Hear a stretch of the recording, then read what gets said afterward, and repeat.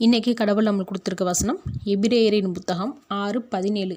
அந்தப்படி தேவனும் வாக்குத்தத்தம் பண்ணப்பட்டவைகளை சுதந்திரித்து கொள்ளுகிறவர்களுக்கு தமது ஆலோசனையின் மாறாத நிச்சயத்தை பரிபூர்ணமாய் காண்பிக்கும்படி சித்தம் உள்ளவராய் ஓர் ஆணையினாலே அதை ஸ்திரப்படுத்தினார். இந்த வசனத்தை கொண்டு கடவுள் நம்மகிட்ட என்ன சொல்கிறத பார்ப்போம். கடவுள் நமக்கு சொன்ன வார்த்தையை நிச்சயமாக செய்வார்னு நமக்கு புரிய வைக்க ஒரே ஆணையில் அதை உறுதிப்படுத்துகிறாரு. அந்த ஒரே ஆணை என்பதுக்கு அர்த்தம் சத்தியமுள்ள தேவன். அவர் நமக்கு தீர்க்க தரிசனமாவோ வாக்குத்தத்தமாவோ செய்வேன்னு சொன்னதில் மாறாத தேவன்னு நாம் தெரிஞ்சுக்கணும்னு விரும்புகிறாரு. அதனால தான் அவர் மீது ஆணையிட்டு உறுதிப்படுத்துகிறாரு. நாம் செஞ்ச தவறுகள்னாலேயோ பாவத்தினாலேயோ இல்லை நம்பிக்கை இழந்து போனனாலேயோ தேவன் நமக்கு சொன்னதை செய்ய மாட்டார்னு நினைக்கிறோம்.